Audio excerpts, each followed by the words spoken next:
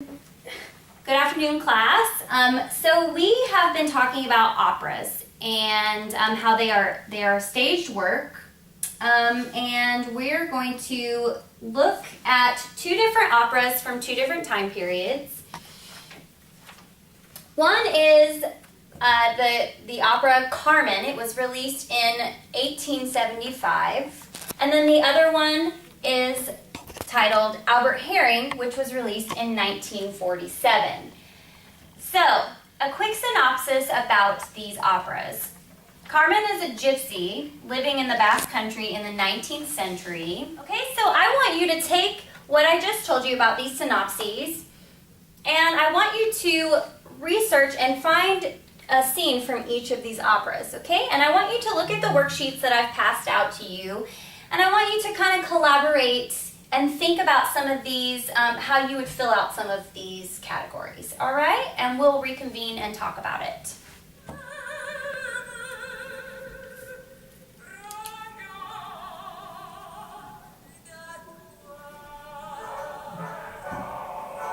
Language to the first opera was French. French.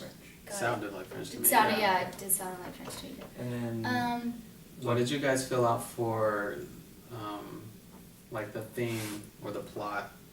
I filled out. I All put. right, class, now that we've had a few minutes to stop, collaborate, and listen, let's go ahead and fill out some of these as a class. So what did you notice in Carmen? What do you think the language was for Carmen?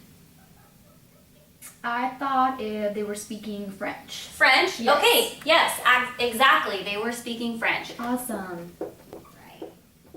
Now, I want to discuss how society, the society question is how society viewed the opera at the time that it was released. So, we're going to take a couple of minutes and do a little bit deeper research and talk about did society welcome these operas when they were first introduced? Okay. Okay, great. Don't make me laugh, because then I can't. Were you laughing at me? I can't. No, she goes, yeah. So we're looking at how to decide what society thought about these operas at the time that they came out, right? Yes. And Carmen came out when? They said 1875. Okay. So they're totally complete different time periods. So, what do you think? Well, we're probably going to have to decide or look up and research what the Basque Country in France was like in the 1870s, and the same thing for the 50s. something or somewhere Around around there. Yeah? Mm-hmm. Sound good? Yeah. Okay, class, now that you've done your research, you've taken a couple of minutes to collaborate. Let's go ahead and discuss how society viewed these operas. So what can you tell me about Carmen? Well, I feel like they were kind of criticized. Criticized, yeah. Because back then, they were just. So why do you think that they would be criticized? If the gypsies were kind of outcasts of society, why do you think an opera about them would be heavily criticized? I feel like society shunned those type of people and wouldn't want to expose that type of life to the public, Right. to children, to anyone, and it was kind of a taboo thing that wasn't supposed to be talked about. Excellent, Michael. Thank you. That's actually exactly correct. All right. So what about Albert Herring? What did we learn about Albert Herring? It was more accepted. More accepted. Okay.